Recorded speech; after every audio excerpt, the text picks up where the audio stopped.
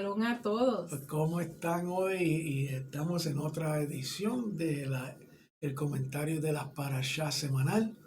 Y hoy estamos con Beshelach, en la Parashá número 16. ¿Okay? Y yo me quedo bobo que cada vez que, entre más estudiamos la Parashá, es increíble lo que la Torá nos dice.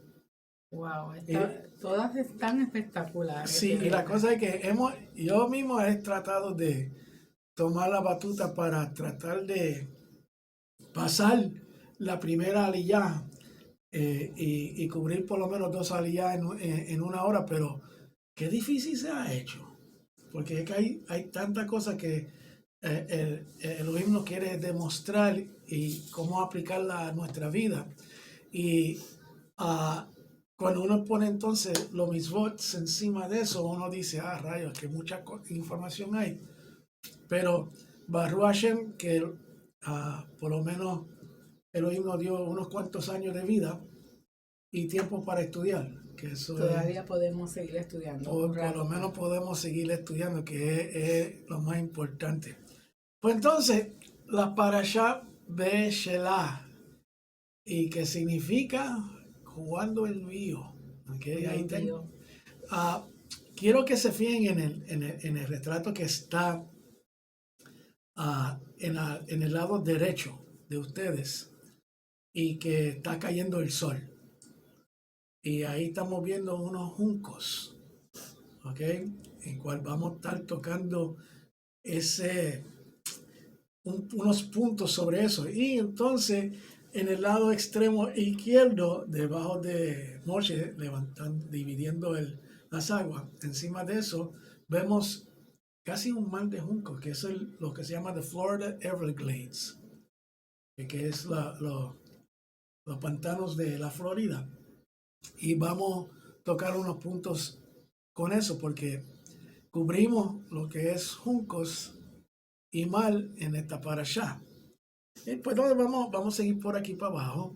Los aliyot somos los que estamos presentando aquí, que nos vamos a ir a uno por uno, pero váyanse con lo primero que dice. Ejemplo, en el aliyot número 2, que dice del 14.9 al 14.14.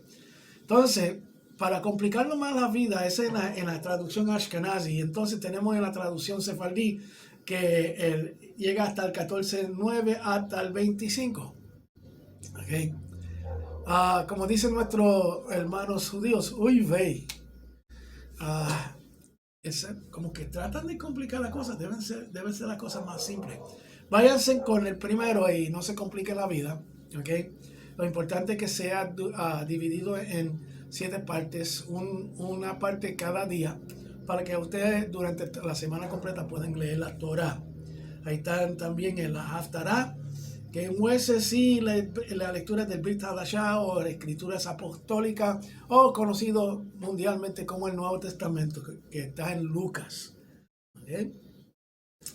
Antes de empezar, vamos a hacer la bendición para el estudio de la Torah. Y Amada, si quiere, haz la bendición en español y yo la hago en la fonética hebraica. Bendito eres tú, Adonai, nuestro Elohim, Rey del universo, que nos santificas con tus mandamientos y nos ordenas involucrarnos en las palabras de la Torah. Baruch Hashem. Ahora en la fonética hebraica, Baruch atah Adonai Eloheinu melech haolam, asher kitshanu bemitzvotav vetzivanu la'atzok de divrei Torah. Amén. Amén. Ahora estamos preparados para empezar el estudio, pero antes quiero mostrarles los diferentes recursos que hemos utilizado. Aquí tenemos que empezamos con la información en los comentarios del Dr. Clay Platt, que se encuentran en messianictorah.org. Las notas escriturales del Dr. Thomas Constable. También tomamos en consideración la Mishnah, el Talmud, los Targums, Ónculo y Jerusalén. Y los comentarios del texto cultural del Antiguo Testamento por Walton Matthews y Chavales. ¿Okay?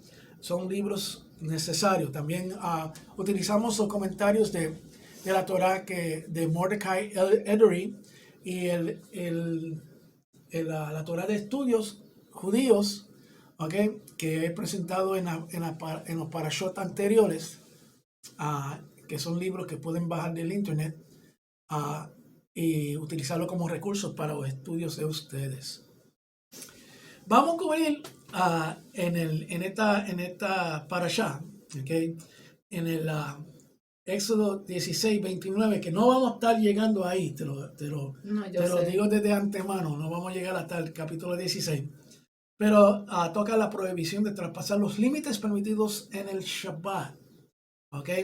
Y como sabemos, bueno, quizás no lo saben, pero hay restricciones de cuánto uno puede caminar en el Shabbat, cosas que pueden hacer que son permitidos. Y entonces hay unos límites establecidos dentro de la religión judía que también observamos hasta cierto punto.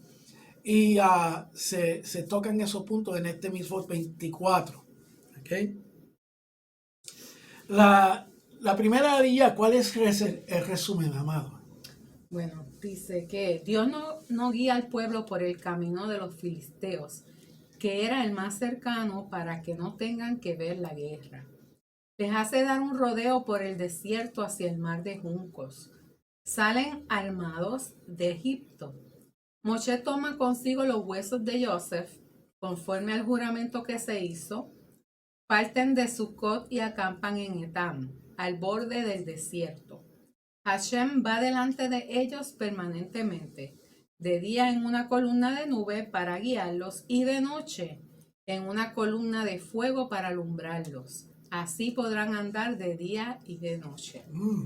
Hay varias cositas ahí que vamos a estar viendo y aparentemente es una parashá corta y simple, pero que algunas veces lo que tiene cositas, que esas son las cositas ricas. Y engaña, ¿ok? Y vamos a ir verso por verso para que ustedes vean la importancia de escudriñar las escrituras. En el capítulo 13 a 17, ¿qué nos dice, amor? Sucedió que cuando el Paró dejó ir al pueblo, Elohim no lo condujo por el camino de la tierra de los filistinos, aunque era más cerca. Porque Elohim dijo, el pueblo podría cambiar de parecer cuando vea la guerra y regresar a Misraim. El faraón dejó ir al pueblo con el fin de que no volviera. El Eterno no puede hacer nada ilegal, nada injusto. Por esto era muy importante que la salida fuera hecha con el consentimiento del faraón. Si no, hubiera sido un hurto, un acto ilegal. Hashem no es un ladrón ni un mentiroso. Él no puede quebrantar su propia Torá. La Torá es la expresión de su carácter. Baruch Hashem. Y eso es bien importante porque fíjate, Faro dejó ir al pueblo. En otras palabras, él dijo, váyanse por favor, porque el tipo estaba hasta aquí con las plagas y con el último golpe de los primogénitos. Dijo, no, esto está demasiado. Que se vaya. Y los mirritas tienen que haber estado ya, ¿sabes? Por favor. ¿Qué es esto? Le dieron cosas, oro, plata y 20,000 cosas para que se vayan tranquilos. Porque realmente llevó... La plaga llevó a Misraim a doblar rodillas. Le quitó fuerza, dañó el país económicamente y mentalmente. ¿Tú sabes lo que significa Misraim? ¿Qué significa? Significa lugar de reclusión. Les tengo que decir que yo no sabía esa. Les tengo que decir, no sabía qué significaba Misraim. Creía como en la mentalidad de griega, romana, que era un nombre y no tenía significado. Pero, ¿qué es lo que significa otra vez? Lugar de reclusión. Eso está... Es como una prisión. Una prisión, sí.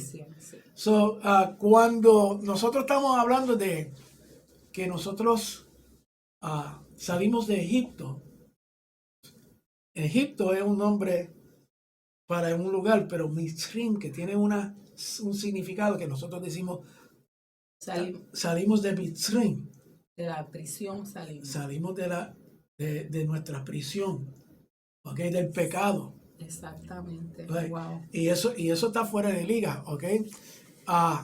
Fíjense en una cosa. Primer versículo y mira lo que se saca. Ujú. ¿Ok? Y de ahí yo sé que se puede hablar Ya.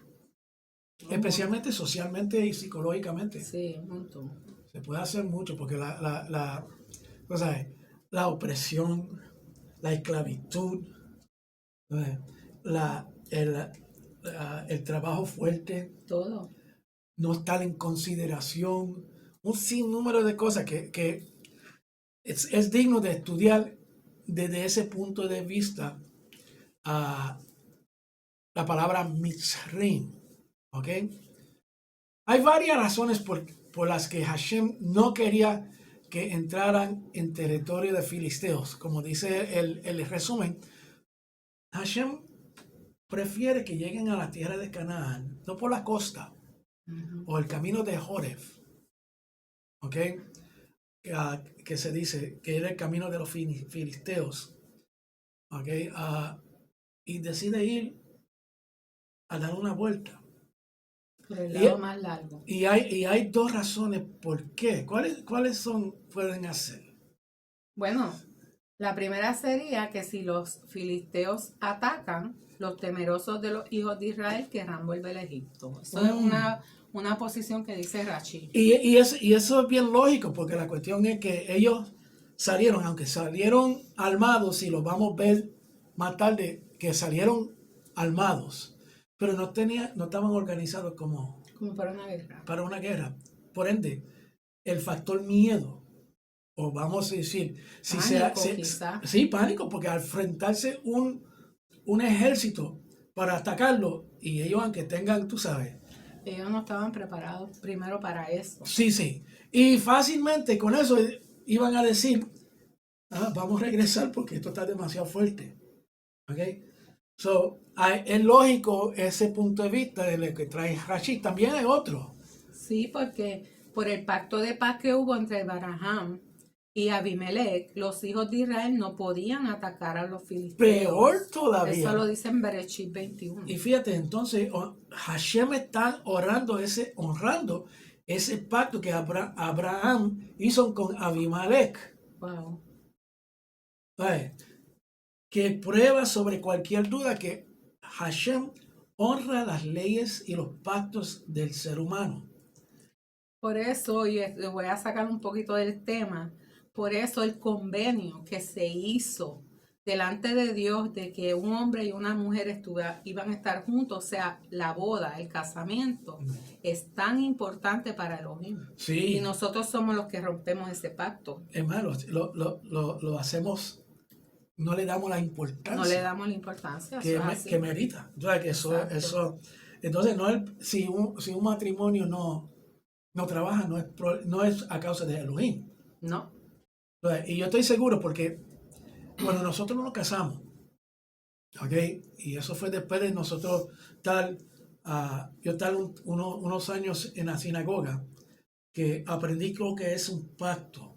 ¿Okay? Entonces, luego tú empezaste a asistir a la sinagoga conmigo y entendíamos los dos que es un pacto. ¿Vale? Y el pacto no es entre nosotros dos. Ahí es que hacemos, tú y yo decidimos casarnos, pero vamos delante de Elohim y le decimos a Elohim, yo hago este pacto y es con él. O sea que si hay un divorcio, el pacto se rompe con Elohim. Y lo que tú vas, eso ahí donde apunta, porque yo le estoy diciendo a Elohim, gracias por traerme esta mujer a mi vida y yo prometo que voy a hacer esto y esto y esto y que la voy a cuidar. Y está escrito en el que tú vas. Exacto, que me lo pueden estrujar en la cara en cualquier momento, ¿ok? Ahora, pero una cosa bien importante, todos los días yo miro el que tú vas. Eso es verdad. Todos los días lo miro para recordarme del pacto que yo hice con Elohim hacia el trato de mi esposa, ¿ok? Y esto es bien importante porque al recordar, Ujú. Lo de- Pero yo no te salí tan difícil. No. Al contrario, mira, al contrario.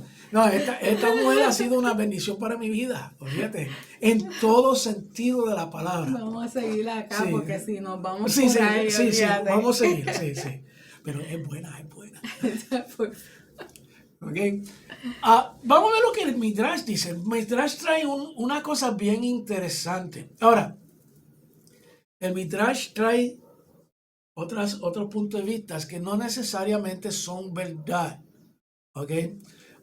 Muchos son parábolas y no se puede tomar como 100% verdad todo lo que dice el Midrash. ¿Ok? Con eso en la mente vamos a ver lo que el Midrash nos dice. ¿Okay? Ahora, basado en Primera de Crónicas 7, 20 al 21, en el Midrash, y estamos hablando del Midrash Shemot Rabbah, capítulo 20, versículo 10. Una razón para evitar la tierra de los Pelishtim era exceptuar a los hijos de Israel, los Bnei Israel, de la visión de los huesos de sus asesinados hermanos de la tribu de Efraín. Y ahora, espera, uno dice, pero ¿cómo puede ser eso si salieron ahora mismo de Egipto, de Misraim? ¿Cómo es que están los huesos de Efraín? ¿Okay? Vamos a seguir para entender esto mejor. Los hermanos de la tribu de Efraín que estaban esparcidos sobre el camino filisteo. ¿Cómo sucedió eso? Un amplio número de familias, aquí donde llegamos, un amplio número de familias de la tribu de Efraín habían abandonado Egipto 30 años antes del Éxodo. Calculando mal el tiempo de redención. Espera un momentito, ellos estaban entonces calculando el tiempo de redención. Hay que preguntarse eso. Bien.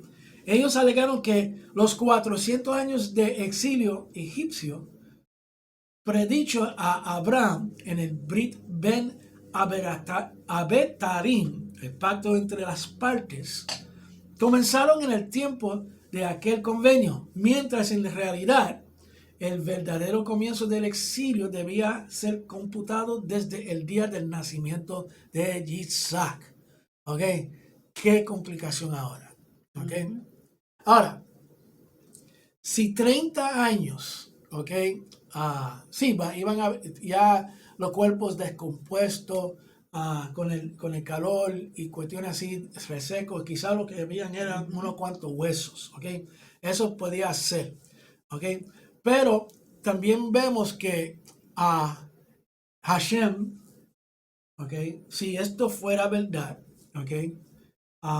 En la cual no podemos decir si es verdad o no, porque hay una referencia de eso en Primera de Crónicas, ¿ok? Pero si fuera 100% verdad, Hashem otra vez protegiendo el sentir del pueblo de Israel. Y esto es lo importante. Cómo Hashem protege el sentir, cómo protege las emociones del pueblo, para que así no hagan decisiones por las emociones, que hagan decisiones porque Hashem está con ellos. Así ¿Okay? mismo es. Y no sucede siempre, porque las emociones algunas veces son mucho más fuertes, especialmente esa emoción de miedo.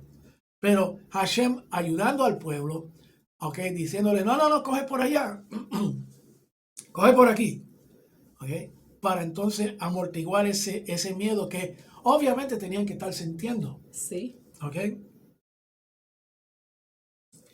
Aquí en la Mishnah,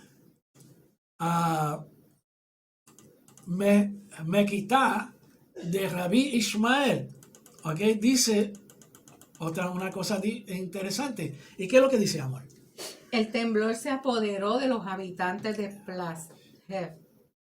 Una vez que los habitantes de Plashed se enteraron de que Israel había entrado en la tierra, dijeron, han venido a vengarse de los hijos de Efraín, a saber, Primera de Crónicas 7, 20 al 21 y Salmos 7, 8, 9 al 10. Y los hijos de Efraín armados y portando arcos fueron devueltos en el día de la batalla. ¿Por qué?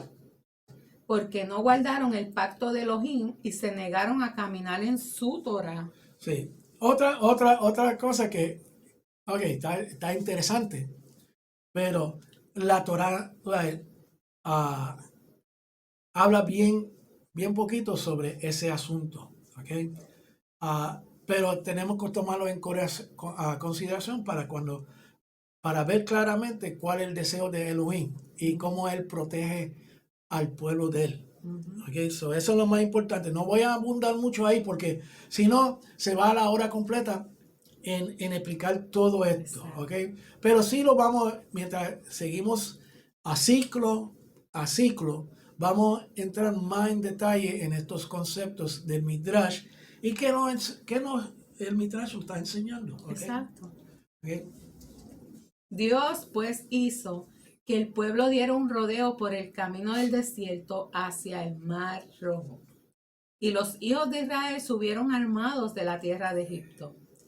El nombre de la Torah no dice Mar Rojo, sino dice Yam Suf, Mar de Juncos. Es probable que la razón por la que es llamado Mar Rojo sea por un error de traducción. En las primeras traducciones al inglés se tradujo como Red Sea, Mar de Juncos. Pero todo indica que los que luego tradujeron la Biblia usando el inglés como base se confundieron y entendieron la palabra reed, que es caña, como red, que es rojo. Pero este fenómeno se ve solamente en el inglés. Las palabras rojo y juncos no son similares en su pronunciación. Especialmente en español, porque juncos y rojo no suena igual. No. ¿Ok? Y en el hebreo, menos todavía. Sí, so, ¿cómo llegaron al Red Sea? Pueden ser que vieron los nombres de los mares que están en esa área y vieron Red Sea y dicen, tenía que hacerlas ahí. Pero no necesariamente es el Red Sea que conocemos hoy en día. ¿Okay? Y vamos a ver cómo es que se complica la cosa. ¿Okay? Y voy a pasar por estas complicaciones para que aprendan algo bien importante. Y lo vamos a concluir después que se lo presente. Pero tenemos una cosa que dice, el Mar Rojo viene siendo una traducción incorrecta. Porque en el hebreo dice Yam Suf. Y es Yam, ¿ok? Mar de y Suf viene siendo caña. Aquí lo vemos. Aquí tiene el slide que mal en hebreo, cómo se escribe y cómo se pronuncia. Mal es Yam. Rojo es Adón. No Adam, Adón. Es el nombre del color rojo. ¿Ok? Y caña es Suf. ¿Ok? Si hubiese sido Mar Rojo, hubiese sido Yam Adón. Pero no lo dice. ¿Okay? No. ¿Qué vamos a hacer entonces?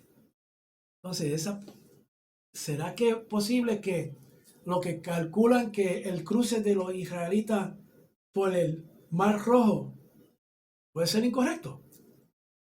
Vamos a ver. ¿Okay? No voy a decir que fue por aquí o por allá. Solamente voy a presentar evidencia de la confusión que existe para que ustedes estén atentos a estas cositas cuando están estudiando la Torah y cuando están escudriñando. ¿Ok? Ok, pues entonces, ¿dónde está el Mar de Cañas? Y hay varios sitios donde diferentes eruditos, pues entonces dicen que puede ser. Y hay 4 principales en las cuales dicen que es. O donde no puede ser. ¿Ok? ¿Qué nos dice, amor, el 13-18 otra vez? Y dice, vamos a extenderlo un poquito más hasta el 19.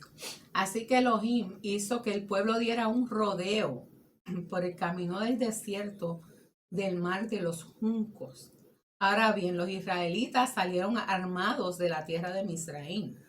Y Moshe llevó consigo los huesos de Joseph, quien había exigido un juramento de parte de los hijos de Israel, diciendo: Elohim se asegurará de tomar nota de ustedes entonces sacarán mis huesos de aquí con ustedes. Aquí en estos dos versos tenemos 4 elementos bien importantes.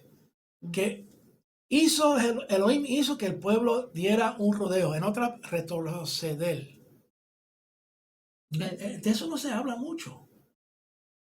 Todo es Dieron una vuelta. exacto, Sí. y todo como que una línea en una dirección y nunca regresaron, nunca retrocedieron.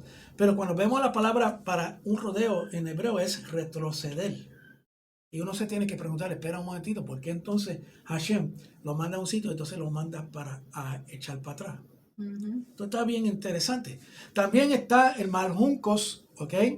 Salieron armados y se llevaron los huesos de Joseph, ¿ok?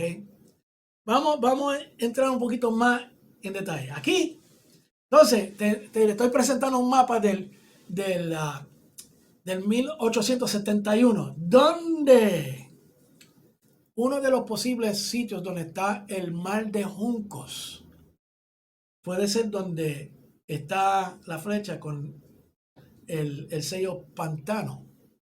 ¿Ok?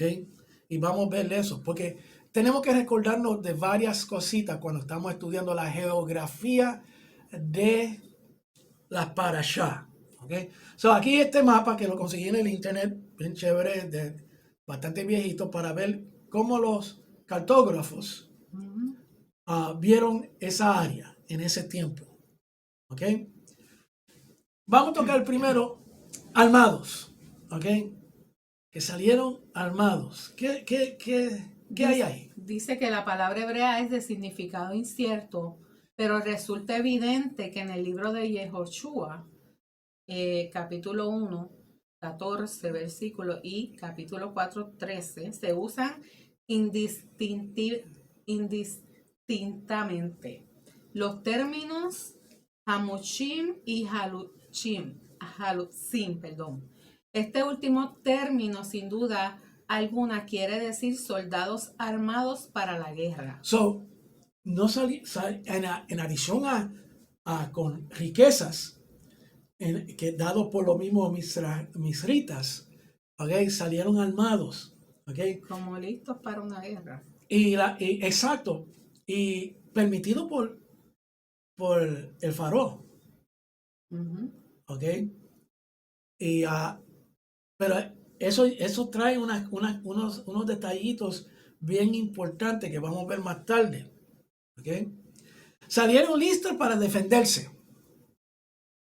Pero ¿de qué les sirviera si estar listos para defenderse si no estaban entrenados para confrontaciones militares? Wow. Eso es como alguien darte un revólver y tú usarlo sin saber cómo apuntar. La probabilidad de tú darle al blanco es, tú sabes, quizá un 50%. ¿Okay? Ellos no estaban entrenados para una confrontación militar, pero yo estoy viendo aquí que también el Eterno los mandó preparados por cualquier cosa que pasara. Exacto. Y si vemos, tú sabes, cómo es que Elohim opera, siempre Elohim te va a preparar antes de pedirte que haga cualquier cosa. Y si no hubiesen salido armados, no tuvieran las armas para entonces ellos entrenarse bajo la tutoría de Moshe para ser soldados. Así mismo. So, las herramientas la tienen, pero no tienen el entrenamiento. Okay, so, bien importante esto. Y por eso es que cuando vieron que Faraón estaba detrás de ellos, estaban aterrorizados. Okay. Qué importante es cumplir los juramentos. Y aquí estamos hablando de los huesos ahora de Joseph. Moshe tenía que esforzarse para honrar un juramento que sus antepasados habían hecho. Los hijos de Israel, los hermanos de Joseph, hicieron el juramento, estaban todos muertos y por eso no podían llevar consigo sus huesos, como dice, con vosotros. De este texto se puede deducir que los huesos de los dos hermanos fueron llevados de Egipto, no solo los huesos de Joseph. En tal caso, cada tribu tendría un ataúd consigo durante los 40 años en el desierto. Por otro lado, se puede entender que la expresión los hijos de Israel no se refiere solamente a los 2 hermanos, sino a todos los descendientes de Israel. En ese caso es posible que no fueran llevados los huesos de los demás hermanos de Joseph, sino solo los suyos. Exacto. Y el juramento fue para los huesos de Joseph. ¿Ok? De la misma forma que enterraron a Israel, a Jacob, en donde él quería, pues entonces honraron el último pedido de Joseph para que no sea enterrado dentro de Mitzrim. Lo importante es que eran los convenios para ese tiempo, porque yo hubiera dicho, pero si él no lo, olvídate, déjalo ahí, si eso es lo que va Exacto. Pero prueba una a poner cosa. otra carga encima de uno. Sí, pero prueba una cosa, que esa tradición oral se mantuvo por los 400 años. Y convenios. Y convenios, Sí. y los hijos se lo enseñaron a sus hijos y Yeah. consecutivamente hasta llegar el momento donde se tenía que efectuar el convenio, Sí, como el Shema. como el Shema. ¿Ok?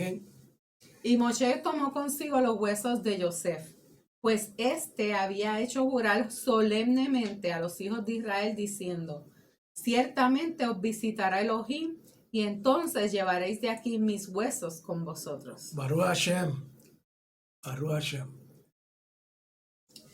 Emprendieron la marcha desde Sucot y acamparon en Etam, al borde del desierto.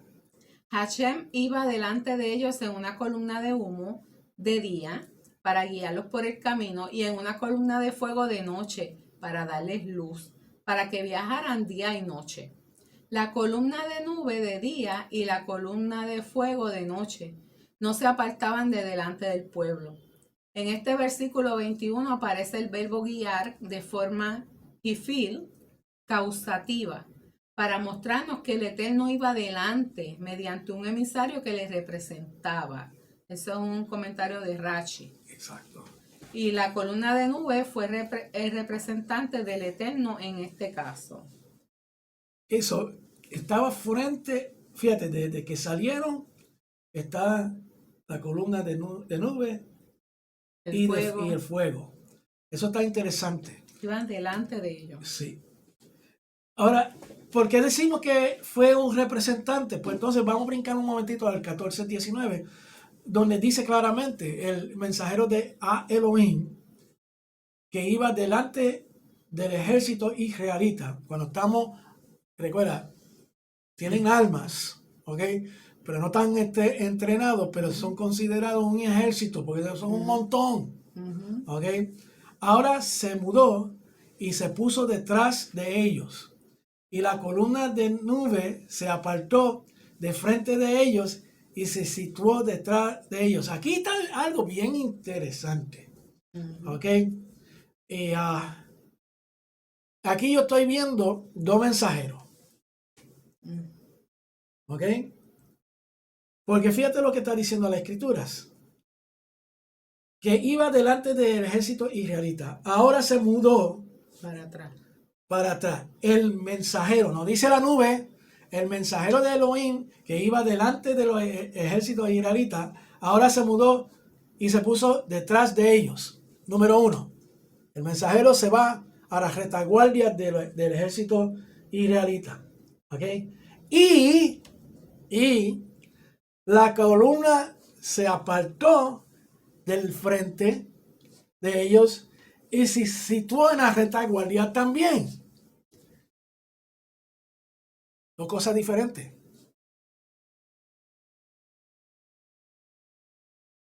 Como que, ¿qué ustedes creen? ¿A esto merece escudriñar un poquito más sobre esto? ¿O nos vamos a quedar como siempre? Que no, la nube era lo único que estaba ahí. ¿Ok? No había otro mensajero. ¿Ok? Vamos a seguir porque todo se pone bueno. ¿Ok? Esto nos enseña que el representante de Hashem era un ángel, un mensajero, que se manifestaba. Espera. Se me fue. Perdona que hice una de mis metida de pata. Esto es live. Que se manifestaba de manera de columna de nube de día y columna de fuego por la noche. Exacto. También había una nube encima del campamento que daba sombra de día y calor de noche. Exacto. Y eso lo podemos encontrar en Éxodo 40:38, en Números 14:14, en Devarim o Deuteronomio 1:3:3, Ezequiel 1:4. Ok, dame aquí buscar dónde estábamos porque yo me perdí aquí. Ahí No. ahí está. Ok, pues entonces, mensajero. Ok, un malak. Fíjate, malak no necesariamente solamente habla de un ángel. Mensajero. Ok, so tenemos que estudiar qué es un mensajero. ¿Okay? Es conveniente notar que el concepto de malak, ¿okay? Como está escrito en hebreo ahí, comúnmente traducido como ángel, tiene varias connotaciones y funciones en el lenguaje bíblico, en el hebreo.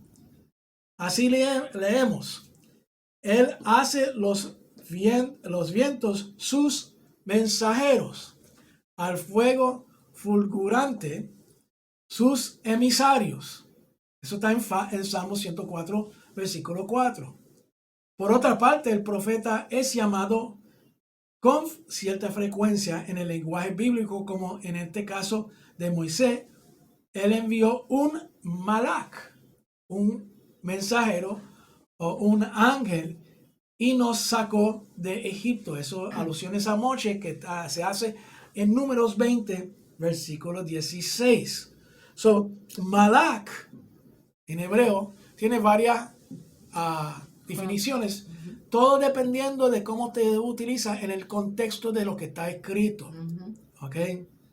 Entonces, cuando los tres malak se presentaron en frente de Abraham, podemos decir que eran mensajeros. Ahora, él, como nos enseña las costumbres del antiguo Medio Oriente, si un mensajero del rey llega a donde ti, es como tú mirar al rey. Y tienes que darle todos los honores y todo el respeto que se merece el rey. Si no lo hace, son razones para guerra. ¿Ok? Y una falta de respeto. ¿Ok? So, mensajero, bien importante esto para tener en mente. ¿Qué más nos dice el comentario? Dice que lo mismo ocurre con el profeta Agai. Dijo Agai Malak de Adonai, en misión de Adonai, Malahut. El pueblo diciendo también leemos, pero ellos se burlaban de Malahé Elohim, despreciaban sus palabras y se mofaban de sus profetas. Eso está en Crónicas 36:16. Por otra parte, el profeta es llamado Ish Ha Elohim. Véase Segunda de Reyes 4:9 con respecto a Elisha y Salmos 91 con respecto a Moisés. Véase también Jueces 13:3 y 6. Ahora, Isha Elohim, lo que significa hombre de Elohim. ¿Ok? Pero vemos que le dieron el título de Malak también a los profetas. Exacto. Y un profeta no es un mensajero de Elohim. Claro. Y que le está trayendo un mensaje al pueblo. Entonces, fíjate la seriedad de este asunto, Janet. Si Elohim envía un profeta y los israelitas tenían costumbre, cuando no escuchaban del profeta, lo que querían escuchar lo mataban. Mataban el mensajero de Elohim. ¿Cómo es que Elohim iba a ver ese acto? Como malo. Malo. Sí. Okay. Ahora, un profeta tiene sus especificaciones. Okay. No todo el mundo que dice que es profeta. Así mismo. Okay. Que eso tiene que estar bien claro. Primero, un profeta tiene que estar siguiendo Torah. Okay. No puede estar comiendo cerdo. No puede estar rompiendo mis votos. Es una realidad. No es verdad. Si te pica es porque Ahí comiste. Me quedo callado. ¿Ok? ¿Qué más lo dice, amor? Ok, de lo que resulta que los términos Malak Adonai, Ha Elohim, Naví, son usados indistintamente por el lenguaje bíblico. En el libro de Zohar, sección Teja 151, leemos: en el momento que ellos descienden, se revisten con ropajes de este mundo terreno, y de no ser así, ni ellos pueden mantenerse en este mundo, ni el mundo podría concebirlos a ellos. Sí. Eso es interesante, el Zohar diciendo eso. Ahora, recuerda que el Zohar es el libro místico del judaísmo, ¿ok? Lo traje solamente como una curiosidad. Como el rabino Heinz me dijo una vez, cuando yo dije me gustaría estudiar el Zohar, él me dijo claramente, miró en mis ojos, se puso serio y me dijo, David, estudia la Torah por 40 años, entonces está listo para estudiar el Zohar. Y sí, el Zohar tiene muchas cosas preciosas y interesantes, pero necesita el fundamento de la Torah para entenderlo a su cabalidad. Y no desviarse. Porque las cosas místicas, eso mismo lo que son místicas. ¿Okay? Dile a los israelitas que vuelvan y acampen frente a Pihahirot, entre Migdol y el mar, frente a Baal Zephón. Acamparán de frente a él, junto al mar. Ahora, fíjate, dile a los israelitas que vuelvan, que retrocedan. Tenían que go back, ir para atrás, no seguir adelante, ir para atrás. A mí nunca me enseñaron eso. A mí nunca. Ni a mí tampoco. Entonces, la cuestión es que, ¿cómo es que eso trabajó entonces dentro de las trayectorias estas bien bonitas que ponen en mapas que los hijos de Israel fueron por aquí y por allá? Y nunca hay un retroceso como está estipulado en la Torá. Un retroceder. ¿Cómo? Retroceder. Un retroceder, gracias. ¿Ok? Perdona, hermanos, los disparates que digo, pero es que estoy pensando en inglés y traduciendo. ¿Okay? Pues entonces aquí le presento una gráfica, ¿okay? Donde vemos a Fitón, a Sukkot, a Etam y el retroceder de los israelitas hasta que llegan al mar de Juncos. Ahora, no estoy diciendo que es así, pero es una posibilidad, tomando en cuenta que retrocedieron. ¿Ok? Vamos a seguir. En el versículo 2 dice, habla a los hijos de Israel y que vuelvan. Es una orden de Elohim. Existen por lo menos dos enfoques para explicar este cambio de dirección que Hashem ordena a los hijos de Israel. Ok, vamos a verlo, porque primero Elohim le dice, vete en esa dirección. Espera, regrese. Ok, ahora, como los Hukim, si Elohim nos dice que haga algo, debemos cuestionarlo. No, hay que hacerlo y punto. Exacto, porque alguna razón él tiene para eso. Los Hukim son los mandamientos que no tienen alguna razón lógica. Una explicación. Una explicación, pues entonces lo que uno tiene que hacer es simplemente hacerlos.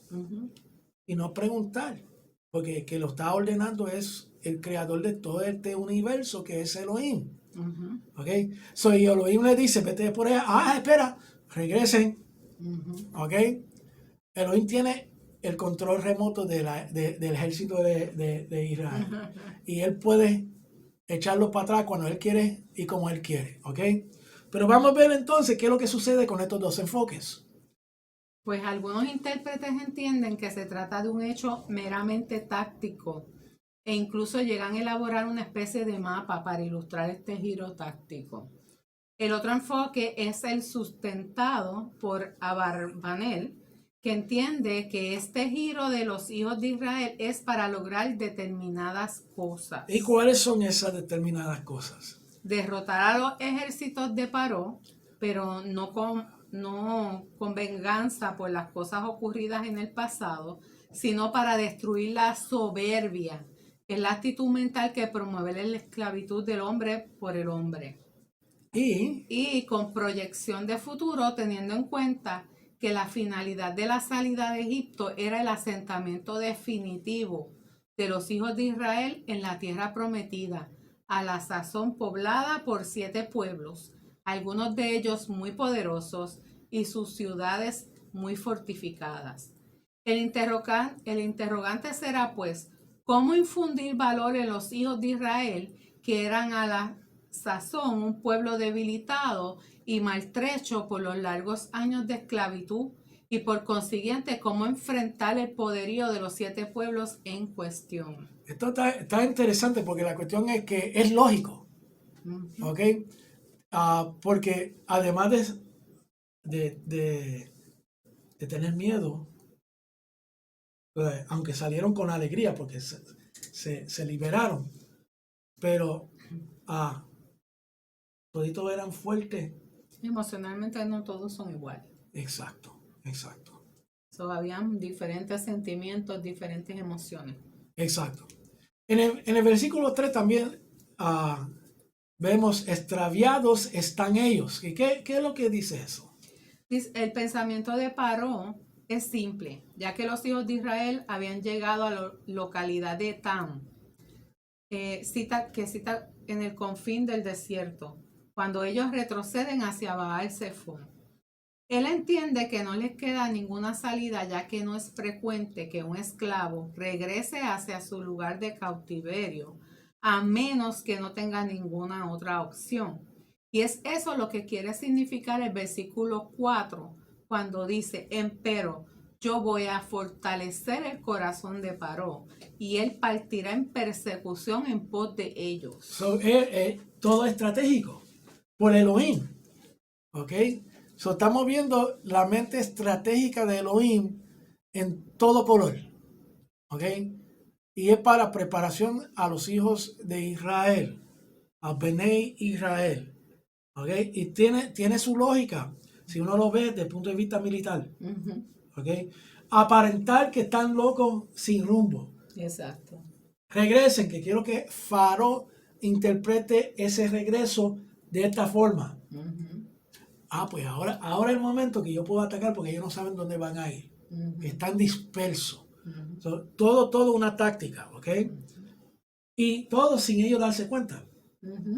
¿Okay? Eso es lo interesante. Según Rashi, Pihajerot es el mismo lugar que Pitón, que es citado en Éxodo 1 a 11. Pitón se parece a Pesatum, boca cerrada, que alude a que ningún esclavo podría escapar de la frontera de Egipto o Mizraim. Pihahirot significa boca de la libertad. Según Mizrahi, recibió un nuevo nombre porque ahora los hijos de Israel salieron libres de Egipto. Okay, tenemos que recordarnos cuando vamos a ver unos mapas en la cual Pihajerot es el mismo lugar que Pitón. Si vemos Pitón, es Pihahirot. Okay, vamos entonces. Migdol, otro punto importante y geográfico. ¿Y qué significa Migdol? ¿Es un pueblo? No, eso significa torre. Mira qué cosa. Por su tamaño o altura, una plataforma elevada, una tarima o púlpito o lecho elevado dentro de un río. Físicamente puede hacer referencia a un terreno fortificado, como pueden ser una ciudad o un castillo amurallados, o a un terreno elevado, como un lecho elevado, como una plataforma o posiblemente un mirador. Bueno, entonces Migdol puede ser lo que se llama un outpost. Algo alto. Sí, algo alto, pero donde hay soldados vigilando. Lo que se llama en inglés un outpost. No sé cómo se llama, cómo se dice en español, pero que guarda fronteras, ¿ok? Como esas torres que se ven en las prisiones. Sí, sí. que vigilan la área de la prisión. Lo mismo se hacía en el antiguo Medio Oriente para vigilar diferentes puntos de el país. Y para ver si iban a atacar o algo, Exacto. me imagino también. Exacto. So, Migdol significa torre. Sí. Eso dice que tenía que haber varios Migdol en Egipto o torres de vigilancia. Es una posibilidad, ¿verdad? Puede ser. Eso se pone más interesante. Vamos a seguir. Aquí tengo, Pitón. Estoy señalando dónde está Pitón. Entonces, ¿cuál mar? Si vemos Pitón, está bien lejos del mar, pero está cerca de unos cuantos puntos geográficos. Y ahí vamos entonces a tratar de clarificar de qué está, dónde fue, si es posible saber dónde fue que cruzaron. Oye, aquí tengo otra gráfica en la cual, fíjate, posiblemente Baal-Sifón fuera un elevado, una área elevada, montañosa. Y Pitón y Sucot, mira dónde están, en la primera gráfica que está en el lado izquierdo. Y si movemos un poquito más hacia arriba, en la gráfica que está a la derecha, vemos a Migdol. Entonces, de estos puntos gráficos, posiblemente podemos triangular donde posiblemente puede estar el mar de Juncos. O quizá no, podemos triangular. Aquí vemos posiblemente donde cruzaron entonces el mar Juncos a los israelitas. Posibilidades. Esta gráfica es de Biblia Todo, y da una idea o una ¿cómo se dice? Una posibilidad, de dónde puede ser. También, déjame ir aquí, tenemos lo que se enseña mucho, que Baal-Sifón es una isleta que está entre medio de la península de Sinaí y tierra firme y enseña aquí dónde acamparon los israelitas. Pero quiero que se den cuenta de una cosa bien importante. En el estrecho que dice que se cruzaron los israelitas, tiene una profundidad de 205 metros. Si multiplicamos por 3 nos da un aproximado de cuántos pies es, y estamos hablando de que tenía una profundidad de más de 600 pies de profundidad. Eso es bien profundo. Logísticamente, tenemos que cuestionar la posibilidad también. Pero se complica más. Aquí entonces hay otra gráfica en la cual el swamp, el pantano, Sucot, tenemos todos los puntos geográficos y dónde estaba el pantano o el Mar Suf, Yam Suf. Recuerda, tenemos que tomar en cuenta, bien importante, un detallito, que la topografía se dice, la topografía no es igual como nosotros la tenemos hoy en día. Primero, el canal de Suez no existía. Sí, todo ha cambiado. Todo ha cambiado, Los niveles del mar han cambiado, tenemos que tomar eso en consideración. No podemos utilizar mapas geográficos de hoy en día para entonces tratar de descifrar esto. Necesitamos mapas antiguos. Y como hay poco, pues entonces no podemos llegar a una conclusión definitiva. Pero sabemos que la Torah está diciendo Yam Suf. Ok, puntos importantes para tener en cuenta siempre. La geografía, como les dije antemano, de la área no era igual que la de que nosotros conocemos hoy en día. Si vemos a una, y esto está en YouTube, ¿okay? Que lo pueden ver, y creo que lo tienen traducido en español también, un documental que se llama Descifrando el Éxodos. Bien interesante. Levanta esta pregunta y les recomiendo que lo vean para que tengan información adicional. No es para tomar lo que están diciendo como 100% cierto, pero para que tengan información. Bien interesante el documental. La posibilidad de traducciones incorrectas, porque ya vimos una con el Yam Suf, que le dicen Mar Rojo, y no es Yam Adom, es Yam Suf. ¿Okay?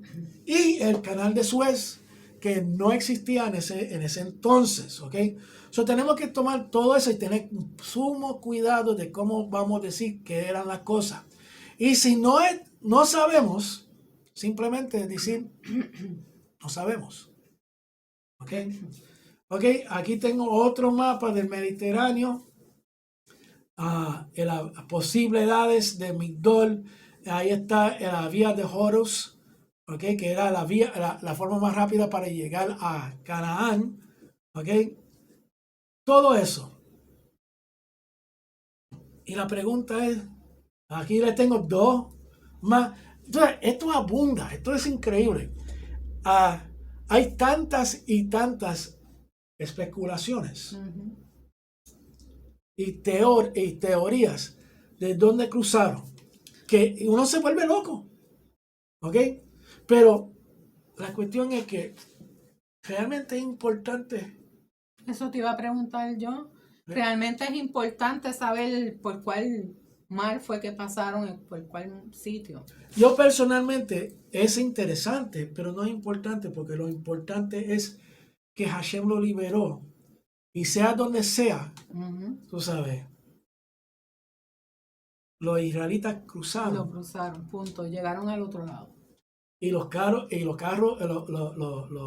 los chariots, los carruajes de Faraón se encajaron y fueron cubiertos de aguas. Y por el peso de su armadura, inclusive los caballos, porque los caballos tenían armadura, se ahogaron. ¿Okay? Uno puede ahogarse en un vaso de agua. Eso es así. Sí, uno se puede ahogar. O sea, que el mero hecho de que tenía que ser bien profundo el agua no es necesario, porque cuando tú puedes medir 5 pies. Okay, tú que mides 5'1", ¿verdad? Y son 5 pies, 1 pulgada preciosas. ¿Okay? Pero si tú estás en una altura de agua de 5 pies, 2 pulgadas, 1 pulgada más, y tú tienes peso en tu cuerpo que no puedes levantarte, te ahogas con esa pulgada de agua adicional. Okay, so, la importancia del local no es la localización. Debemos perder tiempo para buscar todo eso. Después que sepa el carácter de Elohim. Okay. Toda la información que tenemos es relativa. Okay, a los descubrimientos que se han hecho hoy, hasta hoy. Ok, so, no es absoluta, es relativa. Puede cambiar, porque si se hace un descubrimiento mañana, pues no se cambia todo. Ok, lo único absoluto en este universo es Elohim, Hashem. Ok, eso sí tenemos que estudiar, el carácter de Hashem, porque es absoluto. Y nunca cambia. No. Nunca cambia. Nuestras conclusiones pueden cambiar con descubrimientos nuevos. Y tenemos que admitir, si estamos muy incorrectos, que mira, metimos la pata. Exacto. Y con esta nueva información tenemos que tomar otra plataforma. Exacto. ¿Ok? Porque cambió nuestro punto de vista de acuerdo a esta nueva información. Y tenemos que admitir los errores por falta de información y hacer los cambios pertinentes a causa de la información nueva. So, ¿por qué fui por todo esto de los mapas? Es simple, ¿ok? No lo sabemos todo. No, no. No lo sabemos todo. Y no podemos pretender saberlo todo. En otras palabras, presentamos la información, podemos dar un punto de vista personal, pero no podemos machacarlo como algo cierto. Lo único absoluto cierto es Hashem. Es Hashem. Eso es así. Y es el punto donde quería llegar. ¿Okay? Pero como en este slide que les puse, pero después de todo, lo importante es obedecer al Eterno, no importando las razones o especulaciones. Cuando el Eterno le dijo a Israel, espera, echa para atrás, vuelvan, era momento para razonar. No, era momento para echar para atrás. Actual.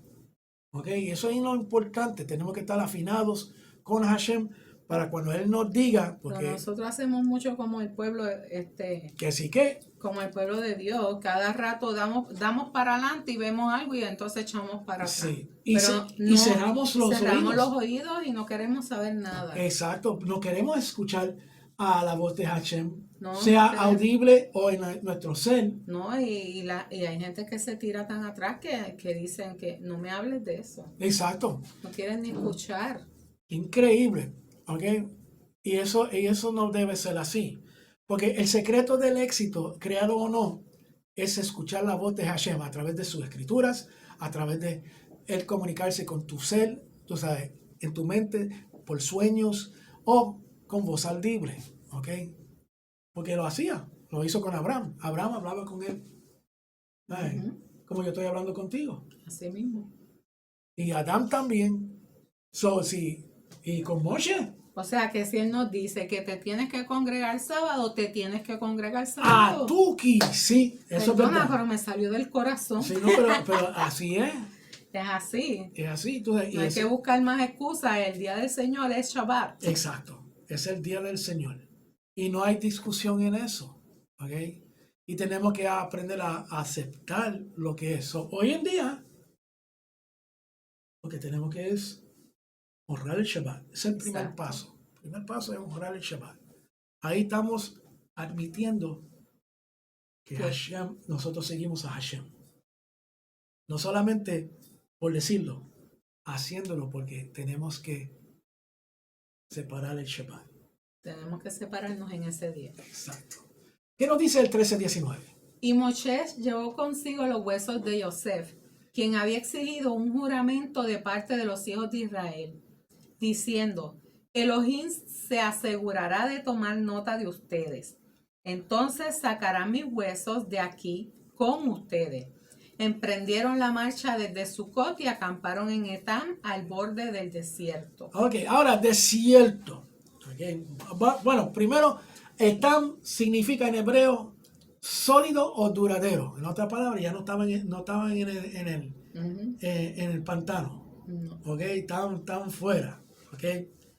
Entonces, en Strong's, quiero ir a lo que significa desierto o lo que se traduce a la palabra desierto, porque no es lo que nosotros pensamos. Sí, porque desierto suena como una tierra, como arena y no se ve nada. Exacto, más. Con montañas de arena y lo que tú ves es arena. Okay. Pero eso trae sus problemas logísticos también, de acuerdo a lo que estaban, el pueblo completo de Israel que salió de Misraim, de la prisión. Okay. Primero, Midbar se traduce como desierto. Y ahí están las diferentes palabras que significa en nuestro lenguaje, de acuerdo al índice Strong's. También puse lo que dice el Ancient Hebrew Lexicon Bible, que es wilderness. Ahora, wilderness, yo he tratado de buscar una palabra en español que se asemeja a wilderness, pero se traduce como desierto. Pero no es de arena, no es como nosotros estamos viendo aquí. Okay. Aquí tengo dos fotos, dos gráficas, en la cual el que está abajo con la palmita es lo que nosotros visualizamos como un desierto.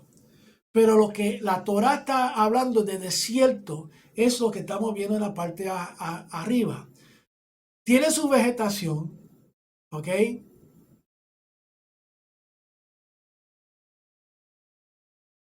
y no tiene arena. ¿Ok? Al menos en esa orilla ahí.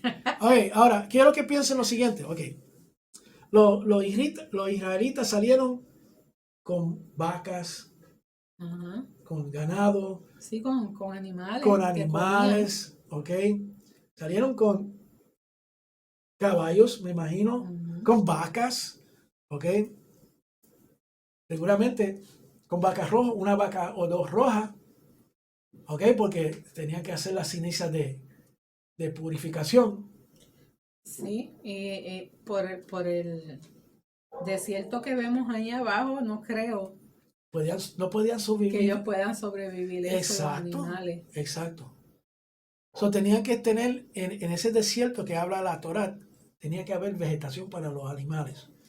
Es como acá, en los que han ido a la Florida es como arena, eso es como un desierto. Sí, Sin embargo, ahí hay vida. exacto. Cuando habla de desierto en la Torá, lo que está diciendo es que no habían seres humanos Okay. habitando en esas tierras, Ujú. ¿ok? Porque la tendencia era habitar cerca de las carreteras donde habían comercio y cuestiones así, Exacto. ¿ok? Donde habían otras poblaciones, ¿ok? So, eso tenemos que tener bien claro porque la cuestión es que no podemos seguir con el retrato, que el desierto es como el retrato de abajo, Exacto. ¿ok? Tenía que ser con vegetación. Y cuando uno estudia Geografía. geografía del antiguo Medio Oriente de ese tiempo, vemos que la área donde ellos estaban por 38 años, Barea, era una de las áreas más fértiles en esa área, pero que no habitaban ser humano. ¿Ok? Interesante esto. Eso, uh, le voy a dar el nombre, para la próxima para allá, le voy a dar el nombre del libro donde aparece esa información, que es de un autor Elderheim, ¿ok? Que tiene un estudio completo y bien detallado del Mishkan, ¿ok? Pues entonces, quería traerle también para entrar en esto, para que visualicen, porque si no pueden visualizar lo que dice la Torá, no les va a servir de nada. Tienen que entender bien lo que está diciendo. ¿Okay? Entonces, el mar de Junco, ¿cómo se debería ver? Aquí te estoy presentando en una foto del Florida Everglades. Y está lleno de juncos. ¿Okay? Y básicamente, si lo vemos de un avión, se ve así. Y parece un mar de juncos. Y hay lugares, no es muy profundo, hay lugares donde tiene 4 o 5 pies, otros Sí. tienen como 10 a 20 pies, pero no en una profundidad exorbitante como 600 pies, ¿ok? Pero se ahogan personas ahí, ¿ok? Y todo. Aquí, otra vez, para confundirlo más, varios sitios donde, aquí estamos viendo el canal de Suez, ¿ok? Pero varios sitios donde podía ser que cruzaron los israelitas de acuerdo a la topografía, Ujú. ¿ok? Importa, realmente no, pero quería enseñárselo como quiera, ¿ok? Pero, ¿qué nos enseña todo esto? ¿Ok? Tenemos que seguir escudriñando y conocer a Elohim, ¿ok? A nuestro Elohim. Y si eso incluye estudiar la geografía, Baruch Hashem. Si significa estudiar el antiguo Medio Oriente, Baruch Hashem. Si significa que tenemos que leer el Talmud, el Midrash, Baruch Hashem. Tenemos que hacerlo. Ahora, bien interesante, y para terminar, que ya llegamos a la hora y 8 minutos. Quiero tocar un punto aquí bien importante. A ver aquí. Ok. ah, es lo que hablamos antes de empezar a- antes de grabar el video, de ah, la imposibilidad de qué es lo que sucedió cuando separó el mal, ¿ok? De el tal, El síndrome. el síndrome, no, el síndrome sí, pero que la persona que habla el Talmud, Ujú. de que él, siendo de la tribu de Judá, fue que causó que el mal se dividiera. Ah, Ok. este muchacho se llamaba. Sí, ya sé de quién me estás Ok. hablando. Eso es una teoría que Es tiene. una teoría que viene del Talmud y no es necesariamente así como lo dice el Talmud. Sí. Y quería traer eso porque la cuestión es que no podemos tomar las cosas del Talmud como ciertas. Hay muchas cosas que son simbólicas. ¿Ok? Y Él hablaba de un tal Nachshon Nashon, exacto. que él supuestamente se metió, primero Mm, entre los pies, después hasta las rodillas, exacto. y entonces siguió metiéndose y cuando tenía el agua hasta aquí, que ya se iba a ahogar, dice que ahí fue que abrió el mar, Y que por causa de él se abrió el que mal. por causa Fíjate lo de... que está diciendo. Por causa de él se dividió el mal. Entonces eso va en contra de lo que dice la Torá. Por eso es que quería traer este punto. Porque la Torá dice claramente que a Moshe, ¿ok? Ujú. Elohim le dice a Moshe, levanta tu vara y separa las aguas. Y dile a los hijos de Israel que crucen. Y que levantara la vara y todo Exacto, eso. y se dividió entonces el mar, sea el mar de 600 pies o el de juncos, pero se dividió. Pero que entonces vino y se dividió a causa de un viento que vino del oriente, ¿ok? Ujú. Que sopló toda la noche, Para que ellos pudieran pasar en seco. secando el suelo para que ellos puedan pasar. Fíjate el detalle, ¿ok? Quiero que se fijen en el detalle. Y el proceso. Se divide el mal, el pueblo no entra en el momento que se divide el mal, porque si hubiesen entrado entonces, ¿qué sucede? Hubiese fango y entonces los carrajes de ellos se iban en cal y todo eso y iban a ser presa fácil Ujú. para Faro. Sin embargo, entonces, la nube se va a la retaguardia de el ejército israelita, nubla la vista de Faraón y su ejército completo Ujú. toda la noche, donde no podían entonces atacar a Israel, mientras el proceso de secar el suelo para que ellos pasen en seco, ¿ok? Se terminara, ellos pasaron, después que están seguros en el otro lado, es que entonces Hashem permite que Faraón se crea que va a cogerlo y entra. Mira, como tú dijiste que ya íbamos a terminar, yo quería hablar sobre un síndrome que posiblemente ellos pasaron porque estamos frente al mar. Sí, Hay mucha gente con diferentes emociones, como hablamos al principio. sí, sí, Algunos tenían un pánico atroz. Me imagino que habrá gente que no sabía nadar y tenían miedo, sí, porque el agua, cómo iba a pasar por ahí, ¿verdad? exacto. Entonces ellos en ese estado que estaban, ellos empiezan a decir, mira, mejor nos vamos para Egipto porque allá estábamos un poco más cómodos. Exacto. Pues ese comentario, pues los psicólogos le llaman el síndrome de Estocolmo. Interesante eso. Sí, es un síndrome donde los prisioneros se sienten bien cómodos con donde están. O Sí, sea, es como que como cuando ellos se sienten seguros ahí, que están asimilados asimilados, dentro de la se situación asimilan a esa situación y como ya es una situación que conocen, ellos les gusta y se quieren quedar ahí. y se sienten Y cómodos, se aunque sienten están cómodos, oprimidos, aunque etcétera. sí, pero para ellos pues quizás no es tan malo porque pues le están dando comida, Sí, les están dando quizás ropa para que se evitan, o sea, ellos se sienten más cómodos y seguros ahí. Por eso es que muchos de ellos dijeron, mira, es mejor volver para atrás. Ahora, yo me pregunto, porque todos tenemos que pasar por un mar. sí, El sí, mar sea un mar de juncos, un mar rojo, un problema, una situación. sí, Y cuando nosotros tenemos que pasar por esos momentos difíciles de nuestra vida, sí.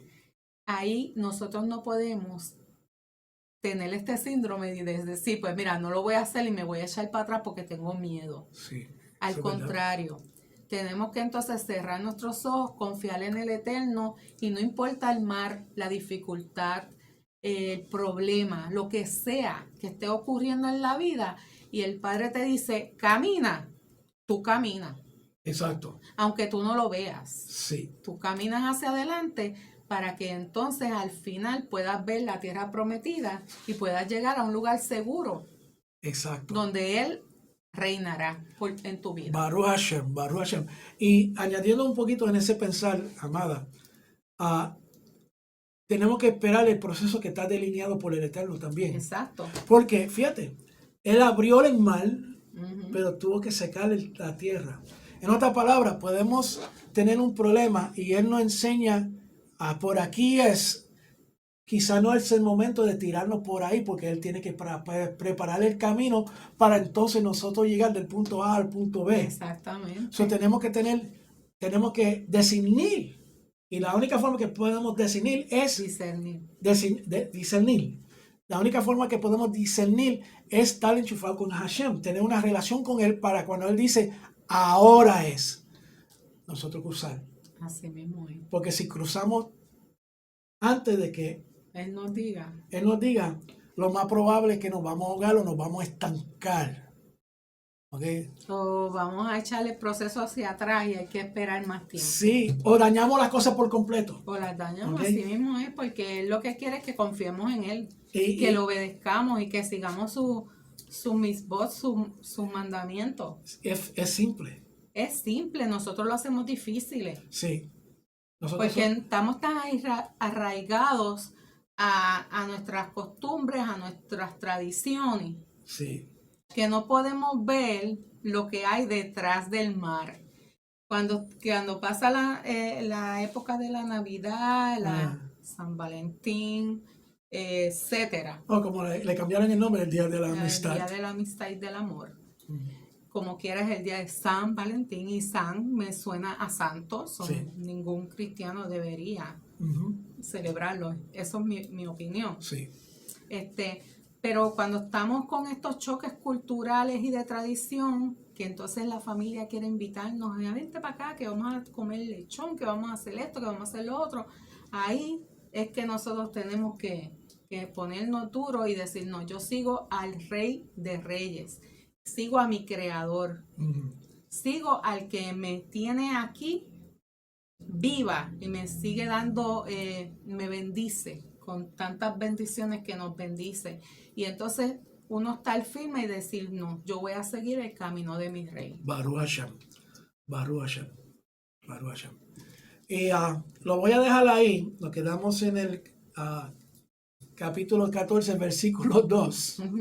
¿Ok? Pero para que ustedes vean que, aunque es una parashá posiblemente a la primera vista simple, no lo es. Porque cada palabra de la Torah tiene algo para enseñarnos. Siempre aprendemos algo. Siempre aprendemos algo. Y no llegamos a lo bueno, pero a Baruch Hashem que pudiéramos aplicar estas cositas que algunas veces causan contienda entre nuestros hermanos también, porque uno dice una cosa y se afanan en eso y quieren que sea así, pero debemos de dejar esa poca vergüenza de estar peleando entre nosotros. Y dejar de pelear entre nosotros y decir que no, porque ellos pasaron por aquí, no, que pasaron por allá. Eso también es algo, o sea, hay que ver también qué es lo que nos da la palabra de importancia y Sí. qué cosas nosotros podemos entonces dejar porque nos lo dan para una información, pero no nos vamos a matar porque fue por el Mar Rojo, obviamente fue por el Yam Suf, que ya lo sabemos, Ajá. pero mucha gente pues vienen a contiendas con esas cosas y Sí. por favor. Sí, y es porque se están olvidando de que están tratando de entender algo que quizás Hashem no quiere que tú entiendas O sea, y lo que Él quiere es que tú lo conozcas a Él bien Y que siga. antes de seguir con las otras cosas. Porque, Emma, voy a ser bien claro con ustedes. El nombre de Hashem va a ser revelado en los postreros tiempos. ¿Okay? Nosotros no sabemos con certeza cómo se pronuncia el nombre de Él. Pero a los elegidos, Él les va a mostrar el nombre. ¿Okay? ¿Y cómo uno se convierte en elegidos de Hashem? Siguiendo los mandamientos. Siguiendo los mandamientos y teniendo una relación con Él. Uh-huh. Hablando con Él. No hablando con un monólogo. Uh-huh. Hay que callarse la boca y escuchar y leer las instrucciones de la Torah. Exacto. Eso es lo primero que tenemos que aprender. Después que aprendemos eso, podemos entonces aventurar a lo más complicado, a lo que es controversial por los diferentes puntos de vista. Y podemos entonces entretenernos en tratar de descifrar eso. Pero vamos a tenerlo más fácil porque entonces, como tenemos esa relación con Hashem, Él nos va a explicar muchas cosas que el hombre no nos puede explicar a nosotros. Uh-huh. Tenemos una ventaja, simplemente por establecer esa relación con Hashem. Uh-huh. ¿Ok? Y cerramos con esa. Y sería hasta la próxima semana. Los amamos a cada uno de nosotros. Que el Eterno resplandezca su rostro hacia ustedes. Y que le traiga a ustedes mucha paz en abundancia. Shalom. Shalom.